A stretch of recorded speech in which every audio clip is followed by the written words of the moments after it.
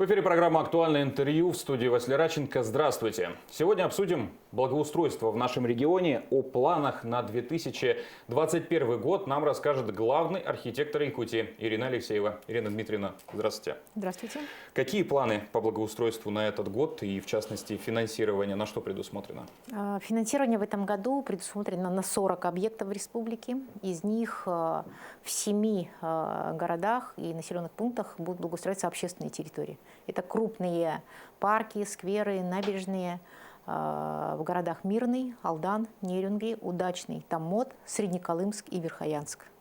Это проекты, например, в городе Среднеколымске и Верхоянске победитель всероссийского конкурса «Малые города и исторические поселения», в разработке которых участвовали сами жители этих городов. И вообще все проекты отбираются с самого начала самими жителями. Об этом хотелось бы сегодня подробнее чуть-чуть рассказать. То есть приоритет отдается тем городам, которые уже представляли свои проекты на каких-то других площадках и их уже оценили, либо все же и в тех населенных пунктах, которые до этого не выступали с какой-то инициативой и, может быть, в этом году решили выступить? Но, к сожалению, национальный проект сегодня не так много средств выделяется вообще субъектам Российской Федерации, поэтому в первую очередь, конечно, мы акцент делаем на городах, но понимая, что у нас города имеют разный абсолютно масштаб. Например, город Среднеколымск – это 3500 человек, Верхоянск – порядка 1500 человек. А, например, село Амга, Чурапча, Майя, Намцы, мы знаем, что там живут гораздо больше человек. Поэтому мы не можем не заниматься сельскими поселениями. И параллельно с городами работаем, конечно, с теми муниципалитетами. Как правило, в первую очередь, вот самые активные, например, себя проявили село Бердигистях в рамках подготовки к 21-м играм Манчары. Администрация и села Бердигистях, и Горного Улуса очень активно начала именно с разработки проектов. Они сами с инициативой вышли на наше управление, на наш центр компетенций. И приветствуются именно вот те проекты, которые исходят от поселения, от жителей, от администрации. То есть когда люди объединяют свои желания, мечты, какие-то идеи, предложения, оно всегда сбывается. Тогда расскажите, пожалуйста, поподробнее об участниках конкурса «Малые города и села» и поселения в этом году. Ну, смотрите, мы вообще, республика 4 раза принимала участие в этом конкурсе. Первый конкурс проходил в 2018 году, и победителем этого конкурса стал город Алекминск. Парк Спасское селение, исторический парк, был реализован по итогам победы в этом конкурсе. Город получил тогда 40 миллионов. Это впервые федеральные средства мы получили в дополнение к средствам, которые выделяются на реализацию программы государственной. Вот. Вторым и третьим победителем стали города Покровск и Нюрба. Так, например, вот в прошлом году, в 2020 году, мы ввели набережную в городе Покровске и парк имени Сергея Васильева в городе Нюрба. Вот. И еще 2 проекта, которые также стали проектами-победителями, о которых я уже сказала, это город Среднеколымск и город Верхоянск. Это, конечно, уникальные города, потому что город Верхоянск и Среднеколымск – это арктическая группа улусов. Это действительно очень малонаселенные города, требующие особого внимания. Вот. И замечательно, что именно эти проекты были поддержаны, потому что получить 50 миллионов городу Среднеколымску – это многого стоит. Или, например, 45 миллионов сегодня получил город Верхоянск. Мы его начали реализовывать в прошлом году. Организованы специальные муниципальные автономные учреждения в городах, и они непосредственно занимаются не только строительством сейчас, но еще и планами по последующему содержанию, эксплуатации, по тому, как что-то будет происходить, какое наполнение будет, и как вообще жители будут там проводить время. А по объемам работ, насколько это трудоемко городу подать заявку на тот или иной проект? Это очень трудоемко. Понятно, что города сами в этом не справляются. Именно поэтому решением главы был создан Центр компетенций по вопросам городской среды. Это в структуре Фонда будущих поколений структура, которая помогает городам, командам городов разрабатывать такие проекты. Не только с точки зрения архитектуры, а прежде всего с точки зрения вовлечения людей, с точки зрения выбора места, экономической эффективности и так называемого социокультурного программирования. То есть, как я уже сказала, самое главное не просто запроектировать, построить и ввести объект. Самое главное, что потом будет происходить на этих территориях.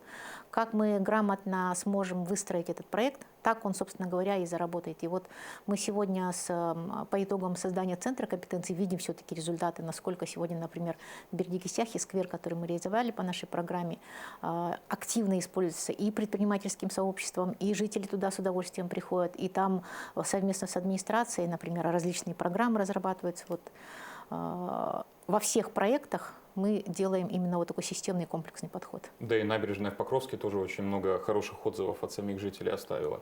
26 апреля начинается по всей Якутии голосование на объекты по благоустройству. Расскажите об этом подробнее. Какие проекты представлены, какие интересные проекты среди них вам больше всего запомнились? Ну, вообще рейтинговое голосование проводится не первый год. Просто в этом году Минстрой Российской Федерации усилил подход, потому что понимание того, насколько важно вовлечение людей, соучастие людей в таких проектах, начинается с рейтингового голосования. То есть муниципалитет, готовя ту или иную площадку, в первую очередь должен спросить у жителей, что они хотят в первую очередь увидеть благоустроенным. Потому что на самом деле желаний много, хочется города все по-умному, по-хорошему обустроить, но средств не так много, поэтому составляются так называемые ранжированные списки, когда сами люди должны высказать, что они хотят именно в первую очередь. Так, например, в этом году мы на рейтинговое голосование выносим проекты, которые начнут реализовываться с 2022 года. То есть те города малые, которые планируют участвовать в очередной раз в конкурсе «Малые города», они как раз сейчас подготовили перечень территорий, которые будут выносить на рейтинговое голосование. Это 5 городов: Покровск, Нюрба, Алдан, Мирный и Нерюнгри, по-моему, если я не ошибаюсь. Плюс к этому мы в этот раз решили все-таки увеличить, потому что по заданию Минстроя Российской Федерации нас попросили все-таки увеличить охват.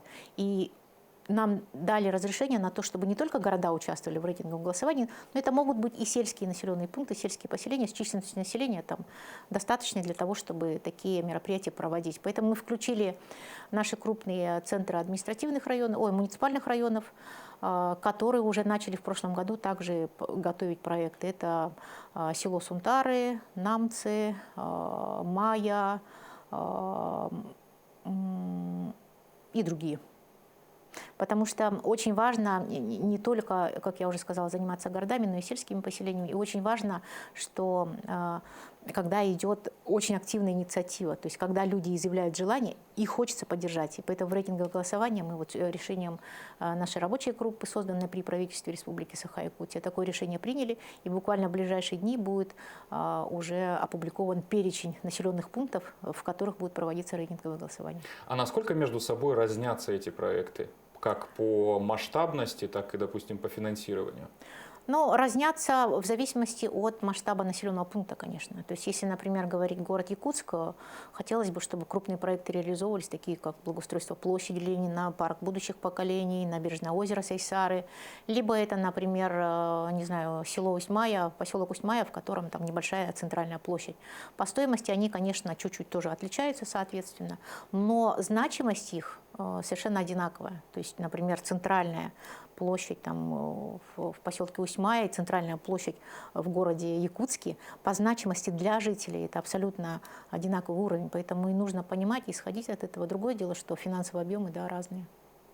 Благоустройство как таковое у нас в регионе разбито на несколько площадок, на несколько конкурсов. Давайте коротко о каждом из них поговорим. Как у нас дела обстоят с конкурсом «Живые пространства»? Вот как раз для того, чтобы, смотрите, задача стоит всегда иметь проекты наперед. Вот если мы рейтинговое голосование сейчас проводим на объекты 2022 года, нужно понимать, что мы с вами должны выбрать те проекты и те площадки, по которым уже есть проработки. Потому что сроки реализации, особенно с учетом строительного сезона у нас в условиях севера, они, конечно, очень ограничены. Поэтому в прошлом году Управление архитектуры совместно с Центром компетенции мы специально провели такой архитектурный конкурс на выявление лучших дизайн-проектов в населенных пунктах Республики Саха-Якутия именно по общественным пространствам. И как раз сегодня уже есть эскизы, и именно эти эскизы выйдут на рейтинговое голосование, люди смогут их увидеть и действительно подтвердить, либо действительно это их впечатляет проект. Многие из них уже участвовали в обсуждении этих проектов, и выбрать из тех проектов, которые представлены. Тогда тоже, пожалуйста, коротко расскажите о проекте «Go в парк». И откуда вообще взялось такое название? Ну, буквально в эту пятницу у нас стартует очень интересный проект. Это образовательная экспедиция.